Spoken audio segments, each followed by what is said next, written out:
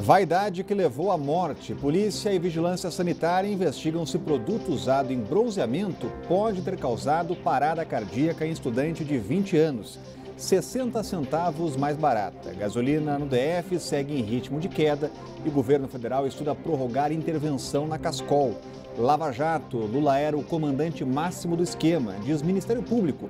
Ex-presidente rebate chamando denúncia de ilusionismo. Os fatos da política, do DF e do entorno que você confere a partir de agora no Band Cidade, primeira edição.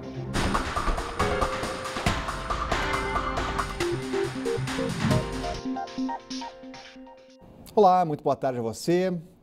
E só a perícia vai dizer o que levou à morte de Nara Farias, de 20 anos. A estudante de Direito vinha reclamando de dores desde sábado, depois de uma sessão de bronzeamento em uma clínica da Asa Sul.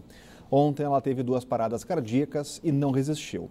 A polícia entrou no caso e a vigilância sanitária passou a manhã na clínica. O local não tinha autorização de funcionamento e foi interditado.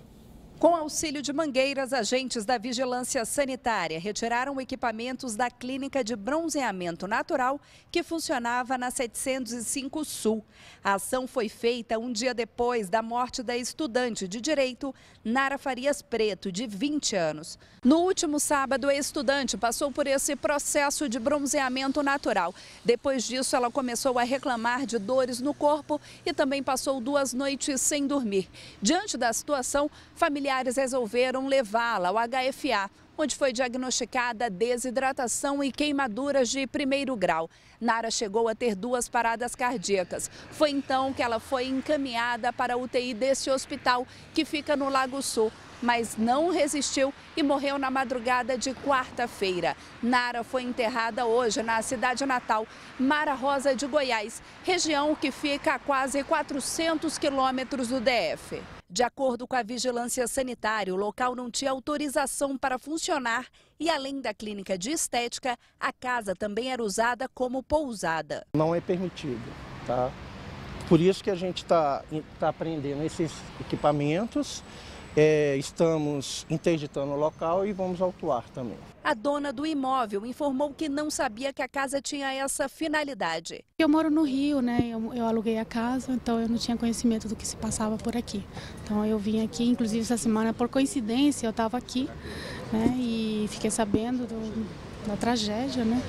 Então, mais do que depressa, vim, inclusive meu advogado, estamos aqui com uma intimação para eles se retirarem imediatamente da casa. Afirmação contestada por um hóspede da pousada clandestina. A senhora proprietária que saiu agora daqui, dona Lília, isso, ela sempre veio aqui pelo menos uma vez por semana. Na página do estabelecimento, na internet, ficam claras as atividades do local. No site, informações sobre bronzeamento natural e o destaque para a legalidade dos produtos usados durante o procedimento. Parentes de Nara Farias informaram que a jovem não tinha qualquer problema de saúde. O caso é alvo de investigação da polícia. É uma história que está muito mal contada e acabou em tragédia, Cláudio Humberto. É uma tristeza, né? Porque, afinal de contas, bronzeamento natural é usar um bom protetor solar e ficar exposto ao sol. É assim que as pessoas fazem na beira-mar, é assim que as pessoas fazem na beira de piscina ou na laje, se quiser. Mas bronzeamento não se pode chamar de bronzeamento natural, nem mesmo a gente, quando se referir a esse caso, por se tratar do uso de produtos químicos que simplesmente queimam a pele da pessoa. E exposta essa pessoa com esse produto ao sol, isso acaba gerando uma tragédia como essa que nós assistimos. Causa espécie também que a Agência de Vigilância Sanitária não tenha tomado nenhuma providência. Agora, com aquela gestão de porteira arrombada, eles dizem que vão tomar providências, vão processar, vão multar. Por que não fizeram isso antes? Por que a Vigilância Sanitária não exerce a sua atividade de vigilância sanitária? E parte das delegacias do DF amanheceu fechada. A decisão do Sindicato da Polícia Civil reforça a operação padrão por melhores salários. O sindicato diz que não vai mais atender sem equipe completa, formada por delegado, escrivão e agente. O que significa que 21 delegacias, de um total de 31, só vão funcionar agora no horário de expediente, das 9 da manhã às 7 da noite, ficando fechadas no plantão da noite, nos fins de semana e nos feriados. Agora, Cláudio Humberto, tem horário, então, para ser vítima de assalto.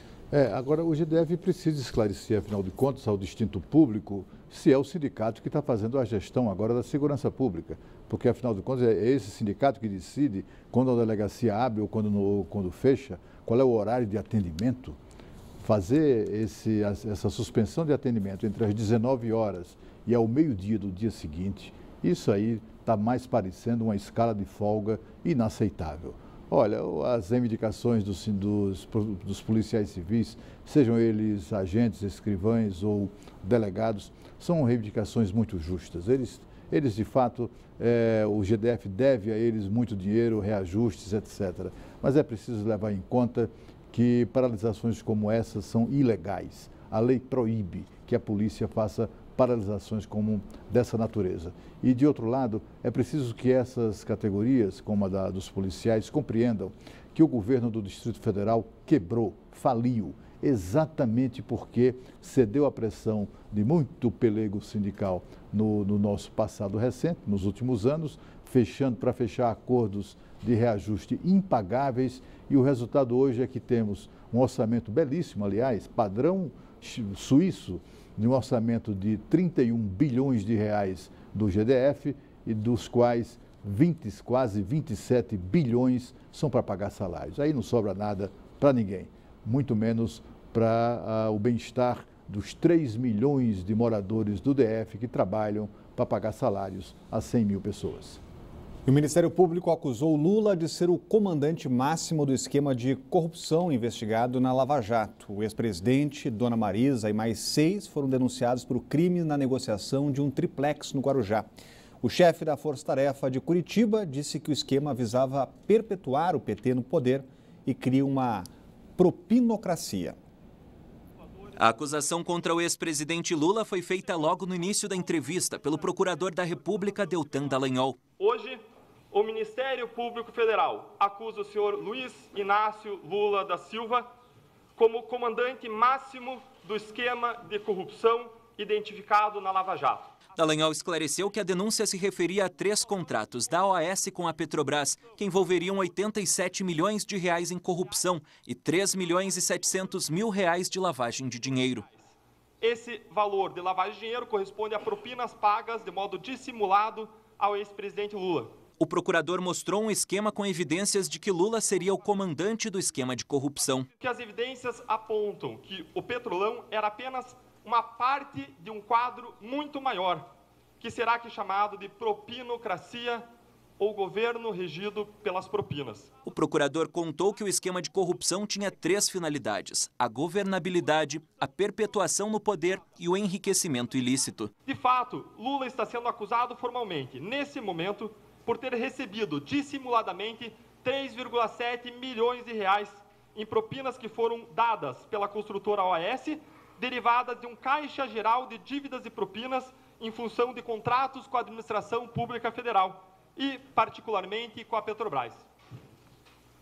Esses valores foram recebidos de modo dissimulado por meio de um upgrade no imóvel, da reforma e decoração de um triplex, assim como por meio da armazenagem de bens pessoais de modo dissimulado e com custos milionários. Além do ex-presidente Lula e da ex-primeira-dama Marisa Letícia, outras 6 pessoas foram denunciadas. Entre elas, o presidente do Instituto Lula, Paulo Okamoto, o ex-presidente da OAS, Léo Pinheiro, e executivos da empreiteira, e o engenheiro responsável pela obra do triplex, Paulo Gordilho. Agora é o juiz Sérgio Moro quem vai definir se transforma os denunciados em réus. Lula recebeu a notícia da denúncia em São Paulo durante uma reunião do PT. Seus advogados negaram, mais uma vez, que o apartamento do Guarujá pertença ao ex-presidente e disseram que a acusação é uma tática de ilusionismo do Ministério Público. Lula recebeu a notícia durante uma reunião do Conselho Político da presidência do PT para discutir a conjuntura política pós-impeachment. O ex-presidente não quis dar entrevista, mas disse aos participantes do encontro que já esperava a denúncia e estava tranquilo. Para o advogado de Lula, a denúncia do Ministério Público Federal é mentirosa e incompatível com a realidade dos fatos. O objetivo de tudo isso é tirar o ex-presidente do cenário político em 2018. O histórico apresentado mostra claramente um cenário de perseguição. Eu não tenho dúvida de que a Lava Jato elegeu Lula como autor de um crime, está buscando qual é esse crime, não achou depois de ter feito uma devassa e hoje apresentou uma denúncia, uma acusação que é absolutamente irreal.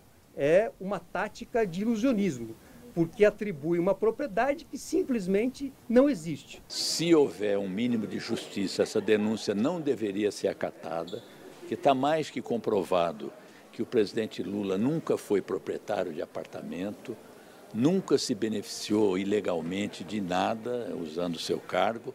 Então é mais um episódio de perseguição. A notícia repercutiu nas redes sociais. O Instituto Lula publicou na página pessoal do ex-presidente que desde o começo do ano, Lula tornou públicos documentos que provariam que ele não é dono do apartamento no Guarujá e que ele esteve apenas uma vez no edifício quando a família avaliava comprar o imóvel. Pelo Twitter, a liderança do PT na Câmara criou a hashtag Lula Perseguido Político, chamou Deltan Dallagnol de procurador estrela e disse que ele criou a expressão comandante máximo para gerar manchetes. Por meio de nota, o advogado de Paulo Okamoto, presidente do Instituto Lula, disse que o Ministério Público criou uma corrupção em que não há vantagem ilícita e que o valor pago seria para a conservação de um acervo considerado patrimônio cultural brasileiro e de interesse público. Completou ainda que a nota fiscal emitida em nome da OAS não era falsa. Por telefone, o assessor da OAS disse que a empresa não vai se pronunciar. Entre os denunciados estão 5 ex-funcionários da construtora. Como os slides da apresentação do Ministério Público mostram, agora todos os focos, todas as setas ligam ao ex-presidente Lula. Exatamente. O ex-presidente Lula foi alvo de uma acusação, uma denúncia devastadora do Ministério Público. Ontem havia a expectativa de que fosse denunciado apenas esse crime de recebimento de vantagens ilegais, como, por exemplo, o triplex e a reforma do triplex. Ainda faltam tantas outras acusações, há diversos inquéritos e denúncias abertas, sendo investigadas e que envolvem o ex-presidente Lula. Essa questão do triplex, como diz um diplomata amigo meu, muito elegante, é titica de pinto, porque o que os advogados do Lula reclamam de falta de provas, por exemplo, o depósito regular de dinheiro na conta do Instituto Lula e a conta da empresa do Lula chamada Lilis, que são as iniciais do nome dele, Luiz Inácio Lula da Silva, que é uma empresa de palestras. Pois bem, enquanto roubavam a Petrobras, essas empreiteiras, OAS, Odebrecht e outras, depositavam dinheiro regularmente nas contas da empresa do Lula e da ONG que ele criou, que é o Instituto Lula. Quer dizer, prova mais eloquente de dinheiro roubado que parava nas mãos do Lula não poderia existir. E as acusações do Ministério Público repercutiram e muito aqui em Brasília. O Planalto não se manifestou. O presidente Michel Temer segue tocando uma agenda voltada ao diálogo com o Congresso. Quem traz os detalhes ao vivo é a Renata Dourado. Uma boa tarde, Renata. Caiu como uma bomba isso aqui, né?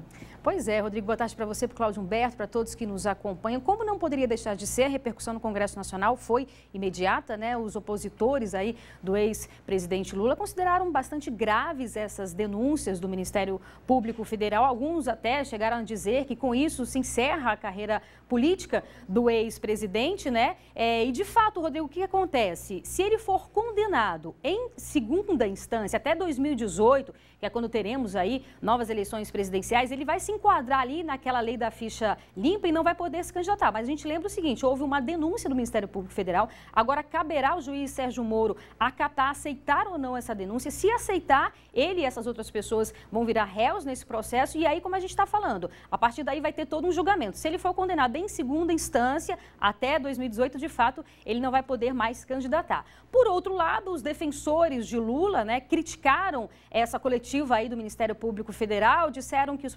procuradores falaram, mas não apresentaram provas, né? Disseram ter, enfim, aquela história de que tem convicção, mas não tem provas. Então, criticaram bastante isso. A própria ex-presidente Dilma usou as redes sociais também para criticar, disse que mais uma vez a democracia foi invadida, enfim, foi lesionada. Também mais uma vez uma injustiça estava sendo feita, dessa vez, de acordo com ela, com o ex-presidente Lula. E fala também que o objetivo principal seria exatamente inviabilizar, evitar a candidatura, a possível candidatura de Lula em 2018. 2018. Enquanto isso, Lula hoje, só lembrando, ontem os advogados falaram, hoje ele vai dar uma entrevista coletiva lá em São Paulo às 14h. Enquanto isso, ainda no âmbito da Lava Jato, o juiz Sérgio Moro condenou José Carlos Goulart, que é muito ligado ao ex-presidente Lula, a 9 anos de prisão por corrupção. Ele que teria pego aí um empréstimo de 12 milhões de reais e teria repassado esse dinheiro ao PT. E também foram condenados João Vacari Neto e Nestor Severo, ainda nesse âmbito da Lava Jato. O Palácio do Planalto não se manifestou, possivelmente não vai se manifestar. Hoje o presidente Michel Temer se reúne aí com aquele chamado centrão, né, que formam, são 8 legendas que formam esse centrão. Então a vida segue no Palácio do Planalto. Claro que a gente sabe que ele tem uma pauta bastante extensa, tem o interesse de várias votações lá no Congresso Nacional. Ele que sempre teve esse diálogo, fez questão de ter esse diálogo muito aberto, né? Foi presidente da Câmara por algumas vezes, então continua aí com esse diálogo aberto. Hoje recebe esse centrão exatamente para tentar dar andamento a essas pautas consideradas importantes, reformas, reforma trabalhista, reforma da Previdência, né? Então o diálogo segue exatamente para que essas votações sejam ainda analisadas e votadas no Congresso esse ano. Rodrigo. Obrigado, Renata. O governo federal tenta fugir de crise para tocar a vida, tocar projetos. Pois é, isso na verdade, essa investigação tem que estar em curso, é inevitável essa repercussão, todos esses comentários, mas o país precisa virar essa página, seguir em frente. Afinal de contas, os brasileiros todos herdamos 12 milhões de desempregados da era petista e isso precisa ser resolvido. Há pais e mães de família que precisam de trabalho, que precisam de emprego, precisam pagar as contas e colocar comida em casa. E isso só será feito com a retomada do crescimento. Portanto, o governo faz muito bem de cuidar da vida e cuidar exatamente de promover essa virada que é tão necessária. Com relação às denúncias devastadoras envolvendo o ex-presidente Lula, apontado como o comandante supremo da safadeza nacional, da corrupção aqui no Brasil, tanto ele promete hoje fazer um discurso atacando o Ministério Público, atacando o procurador Deltan Dallagnol. É uma estratégia antiga do PT de tentar desqualificar, de ofender, de tentar arruinar reputações daqueles que os criticam. Não é uma boa estratégia. Está na hora de o PT e o Lula, sobretudo o Lula, do ex-presidente Lula, cuidar da sua própria defesa, porque senão a situação dele só tende a piorar. E a seguir, cartel de combustível. Em 10 meses de investigação, gasolina está 60 centavos mais barata. E CAD estuda prorrogar a intervenção. O Band Cidade volta já.